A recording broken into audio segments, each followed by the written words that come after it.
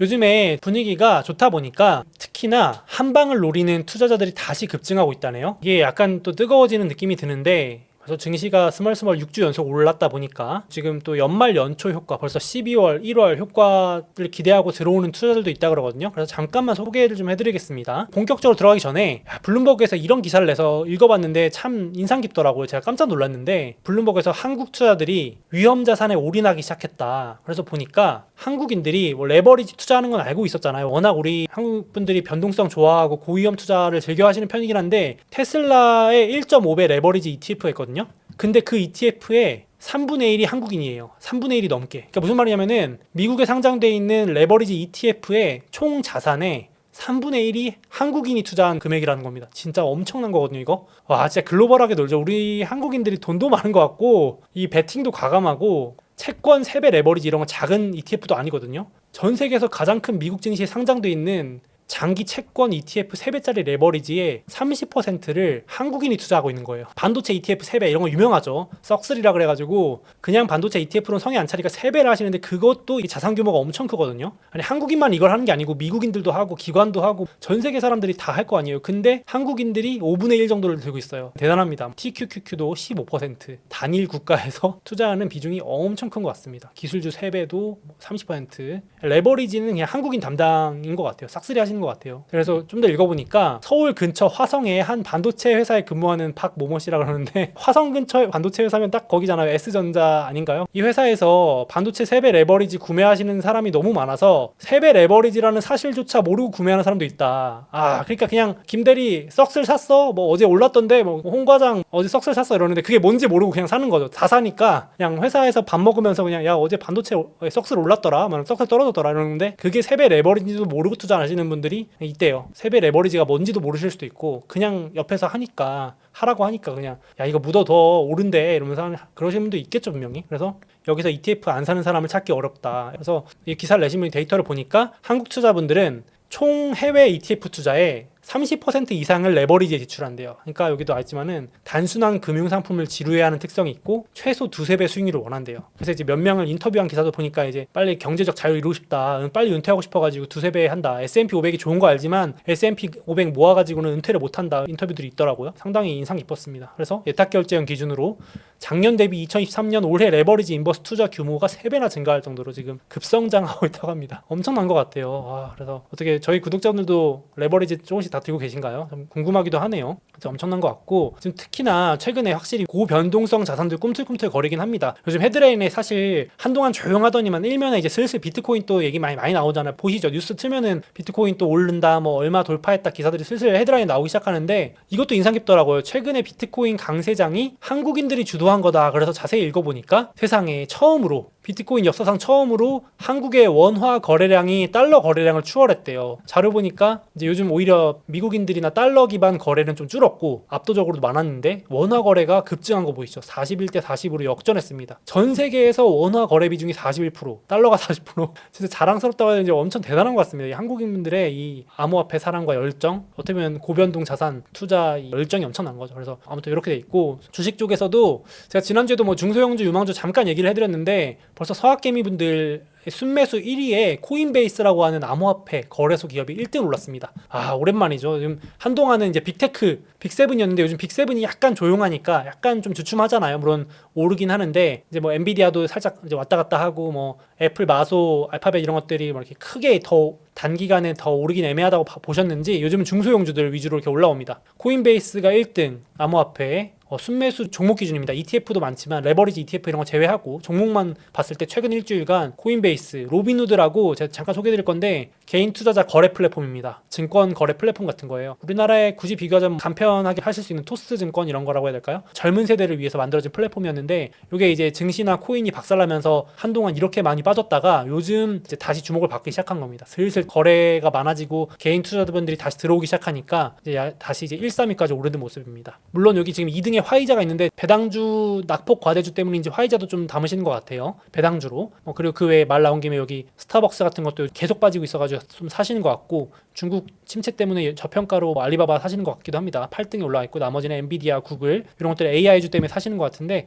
순매수 순위는 이렇고요. 코인 얘기 나온 김에 코인베이스가 엄청 수혜주로 뜨고 있잖아요. 암호화폐가 또 열기가 올라오면 최고 이익은 코인베이스, 미국의 코인베이스라고 해서 많이들 사시는데, 얼마 전에 이런 얘기도 있었죠. 저도 이게 느껴졌는데, 세계 최대 암호화폐 거래소가 바이낸스고 중국 거였잖아요. 여기 지금 미국이 2주 전에 때려가지고 결국 유죄 판결을 냈죠. 그래서 이제 미국 시장에서 아예 바이낸스 철수하기로 했고, 이제 여기는 사실상 무너진다고 봐야 되고, 최고 반사 이익을 코인베이스가 가져가면서 이제 많은 이런 얘기들도 나왔죠. 이제 슬슬 미국이 코인도 이제 슬슬 접수하려고 한다. 중국 이제 때리고 코인 시장도 자기들이 가져가려고. 미국은 이제 자기들이 다 기준도 만들고 표준도 만들고 다 가져가잖아요. 그래서 그거의 최고 수혜가 코인베이스라 그래서 그런 얘기들도 많았는데, 이제 이런 것 때문인지 관심 많이 늘어나신 것 같고, 그래서 코인베이스가 서학개미 순매수 1위 올라가서 잠깐 얘기 들어봤는데, 이게 2년 연속 떨어지고 이제 조금 올라오나 싶을 정도예요. 아직도 최고점 대비 66% 빠져있을 정도로 엄청나게 박살난 종목입니다. 올해 수익률이 300%가 넘어가고 있지만 아직도 뭐 여기서 사신 분들은 평단가의 절반도 못 올라왔을 거예요. 그 정도로 많이 빠졌던 거고, 얘기 나온 김에 코인베이스의 보유 1위는 아크죠. 아크도 코인베이스 엄청 많이 들고 있고 암호화폐 쪽에 유망하게 보고 있습니다. 강세론자죠. 맨날 비트코인 얼마 간다 이러신 분이니까.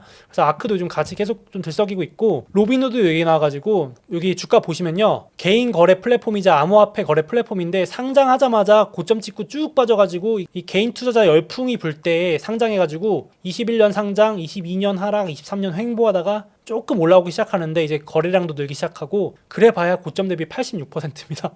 진짜 무시무시하죠. 이렇게 진짜 중소형주들은 이렇게 빠지면 어마어마한데, 이게 이제 또 요즘에 개인분들 슬슬 돌아오시는 것도 같고 암호화폐 거래량도 이제 급증하고 있대요. 전월 대비 75%래요. 엄청 늘고 있답니다. 그래서 요거 때문에 로빈후드 주가도 좀 들썩이는 모습이고, 참고로 비트코인을 보유하고 있는 기업 순위의 3순위예요 로빈후드가. 그래가지고 요거 때문에도 요즘 사람들이 야, 비트코인 오르면 비트코인 보유하고 있는 기업들 가치도 오르겠지 않니 하면서 같이 따라 오르는 중이긴 합니다. 그래서 요것도 참고하시라고 넣어놨고, 요거는 뭐 투자 추천은 아니고 비트코인 관련주로 제가 정리해서 참고하시라고 넣어놨습니다. 참고로 비트코인을 가장 많이 보유하고 있는 기업이 마이크로스트레치라는 기업하고, 2등이 채굴 기업이라고 하는 마라톤, 그 다음에 3등이 방금 말씀드린 로빈후드, 그리고 비트코인을 전 세계에서 가장 많이 보유하고 있는 기업 4순위가 테슬라예요. 테슬라도 비트코인의 영향을 과거에는 많이 받았었는데 뭐 지금은 따로 놀고 있긴 합니다. 참고로 넣어놨습니다. 추천은 아니에요. 그래서 이거 보시면 될 것 같고, 근데 지금 한국만 그런 게 아니고요, 미국도 지금 다시 뜨거워지고 있어가지고 뭐가 나왔냐면 이번 주에 4배 레버리지가 나온 거 아시나요? 4배 레버리지. 한국인들만 투기 뭐 열풍 그런 게 아니고, 사실은 제가 느끼기에는 미국이 더하면 더했지 덜하지 않습니다. 보면은 3배 레버리지도 엄청난데 4배 레버리지 등장했습니다. S&P 500이 1% 오르면 4%가 오르는 거니까 이거 진짜 여러분들 이런 건 정말 무섭습니다. 식은땀이 날 정도네요. 이거는 만약에 S&P 500이 하루에 5% 빠지면 그 이 상품은 20%가 빠져야 된다는 얘기인데요. 그러면 그냥 녹아내립니다. 그래서 오죽하면 이 상품 속에서 첫 문장에 이 상품은 장기 투자하시는 상품이 아닙니다라고 경고 문구 써놨습니다. 바이 앤 홀드 하는 상품이 아닙니다. 절대. 트레이딩용입니다라고까지 첫 문장 해놨습니다. 워낙 위험하니까. 티커가 XXXX입니다. 무섭습니다. 공포스러운데 이런 거 서학개미 순매수 1등에 올라오면 약간 식은땀 날 것 같습니다. 무서운 상품인데, 이 상품 출시한 사람이 최근 단기 레버리지 투자에 대한 수요가 급증하고 있어서 이 상품을 출시했다 할 정도로 또 뜨거운 겁니다. 지금 확실히. 그래서 이 기사 댓글 보니까 이런 거 보면 여전히 유동성이 넘쳐나는 것 같다. 돈이 뭐 남아도는 것 같다. 아직도 긴축 고금리라고 말만 하지 이런 자산이 인기가 많고 또 뜨거워지는 거 보니까 돈들이 다들 많나 보다. 이런 댓글 달아주셨는데, 저도 이거 보면서 야, 정말 공감이 한편 되기도 하고요. 유동성이 여전히 넘쳐나는 건가 싶기도 했습니다. 그래서 말씀드렸지만 지금 월가에서도 다시 이런 중소형이나 위험 자산, 뭐 비트코인도 막 들썩이니까 그런 것 같은데, 좀비 기업에 대한 투자가 다시 뜨거워지고 있다는 얘기가 이제 또 칼럼으로 나오더라고요. 여기 보시면 Dash for Trash라 그래가지고 여기 보시면 쓰레기를 향한 질주죠. 월가에서 요즘 쓰는 용어인데, 그러니까 중소형주나 수익도 안 나는 적자 유망주의 투기성 베팅이 급증하고 있다. 그러니까 투자자들도 아는 거예요. 이거 우량한 주식, 빅테크처럼 우량한 게 아닌 거 알지만 그래도 단타 치러 다 들어간다는 겁니다. 지금 그래서 이제 좀비 기업이라는 게 이자도 못 내는 기업들을 말하거든요. 수익성 이런 거 나쁜 거 다 아는데 그냥 이제 연말 유동성 기대감, 연말 연초 효과 이런 거 보고 그냥 투기하러 들어간다, 이렇게까지 표현을 하는 겁니다. Dash for Trash라 그래가지고 지금 마침 유동성 또 금리 인하 기대감도 붙고 하니까 이런 베팅이 급격히 들고 있다. 그래서 좀 과열 양상을 보이긴 하는데, 이 현재 분위기를 전해드리려고 가져왔습니다. 오죽하면 이런 것까지 하는 거예요. 이제 하락 베팅이 많은 중소형주들을 거꾸로 역발상으로 투자하는 겁니다. 숏 스퀴즈 투자 전략이라 그래가지고 이제 하락 베팅이 많은 주식들을 역발상으로 투자하면은 이제 오를 때 더 많이 오를 수 있다. 기관들이 하락 배팅한 걸 거두면서 주식이 폭발적으로 오르는 걸 쇼스퀴즈 현상이라고 그러는데 현재 1등부터 5등이 이런 겁니다. 예를 들어서 비욘드 미트라고 대체 육류 만드는 기업이에요. 그 식물성 고기, 식물성 스테이크 만드는 기업인데 최고점에서 96% 폭락해 있는 이런 기업을 막 투자하러 들어가는 겁니다. 지금 개인들이. 지금 이런 것들 투자해서 조금만 오르면 막 기관들이 이걸 팔고 하면서 쇼스퀴즈라 그래가지고 기관들도 이걸 사들이고 하면서 연말에 포지션 변경이 일어나면서 주가가 급등할 수 있다는 기대감이 이런 게 부는 겁니다. 연말마다 나오는 현상이긴 합니다. 미국 개인 투자들이 이런 걸 엄청 좋아해요. 이런 투기 방식을. 전략 중에 하나긴 한데 AI 대출하는 업스타트, AI라는 기업, 아이온큐 양자 컴퓨터 이런 것도 숏 비중이 엄청 높죠. 주식 비중 중에 30%가 숏이면 엄청 높은 겁니다. 하락 베팅이. 제가 비교하려고 가져왔는데 애플, 마소 이런 게 0.7%입니다. 하락 베팅 비중이. 그러니까 보통 이게 정상이고 하락 베팅 많이 한다고 하는 테슬라도 3%인데 지금 이런 기업들의 평균 30% 이상 하락 베팅했다는 건 어마어마하게 많이 하락 베팅을 해놓은 건데 이런 것만 찾아가는 겁니다. 위험한 거 알면서 들어가는 거죠. 그래서 이런 전략도 있다. 들썩인다. 상황이 이렇다는 걸 알려드려 가져왔고 지금 특히 왜 그러냐면 연말 연초 효과, 특히 1월 효과라 그래서 이거는 한국에서도 코스닥도 1월 효과라는 얘기 많이 나올 거예요. 곧 있으면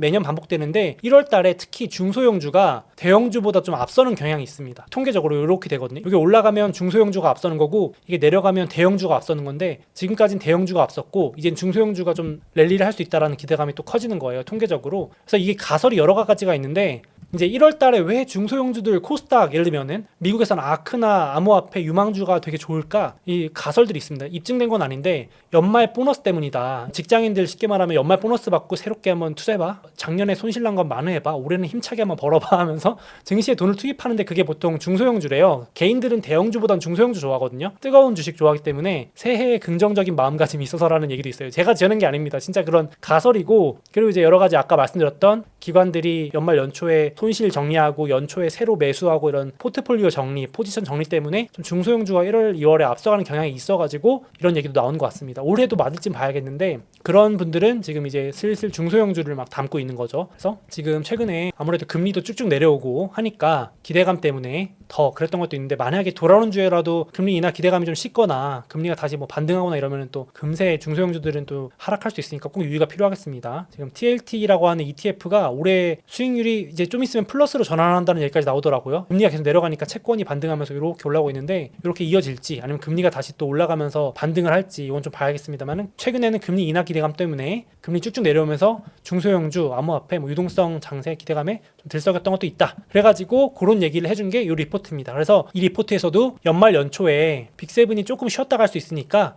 S&P 493, 500개 중에 빅7 빼고 나머지 493이나 중소형주들이 조금 키맞추기 랠리 가능하다. 빅7이 쉬어가는 동안에 만약에 쉬어간다면 그래서 가능성이 있다라고 한 리포트가 나와가지고 겸사겸사 한번 소개해봤는데요. 만약에 중소형주나 이런 거 투자에도 관심 있으신 분들은 제가 리포트 올려올 테니까 같이 한번 보시면 좋겠습니다. 그리고 성장주 얘기 나온 김에 나스닥 100이 정기 리밸런싱을 하는데요. 12월 18일 기준으로 새롭게 들어오고 새롭게 나가는 기업도 있어서 잠깐 정리해봤는데 참고로 나스닥 100이 QQQ입니다. 여러분들 QQQ ETF 많이 투자하시죠? 나스닥 ETF 혹은 연금 계좌나 한국에서 해외 상장 ETF로 타이거나 코덱스, 나스닥 100 ETF 이런 거 투자하실 텐데 거기에 들어가 있는 종목들입니다. 근데 거기서 6개가 들어오고 6개가 나가는데 인상 깊었던 거는 줌이 쫓겨나고요. 화상회의 기업 줌이 쫓겨나고 얘가 코로나 최고 수혜주였는데 결국 나스닥에서 퇴출되네요. 3년 만에 쫓겨나는 것 같고 루시드라고 하는 프리미엄 전기차 기업도 2년 정도 만에 쫓겨납니다. 주가도 안 좋고 실적도 안 좋고 하니까 조금 빠져나가는 것 같고 여기서 들어오는 기업은 도어대시 정도 될 것 같아요. 아마 익숙하신 기업은 배달의 민족 같은 기업인데 그래도 요즘 실적들이 꾸준히 잘 나와가지고 여기 들어가는 것 같습니다. 여기 이건 참고하시면 될 것 같고 지난주에 S&P 500에 기업 우버가 들어갔다고 말씀드렸는데 요즘 우버 주가가 거의 역사적 신고가까지 쭉쭉 올라가고 있습니다. S&P 500 편입 효과 기대감도 있는 것 같아요. S&P 500이나 나스닥에 편입된다 그러면 좀 주가가 선반영해서 약간 기대감에 오르는 경우도 있습니다. 우버라고 하는 차량 공유 기업, 우리나라로 치면 뭐 카카오택시 같은 기업인데 미국판이죠. 우버가 지금 역사적 신고가까지 갈 정도로 분위기가 중소형주들이 좋습니다. 우버가 올해 수익률 150%될 정도로 지금 되게 뜨겁다. 그래서 올해도 1월 효과가 반복될지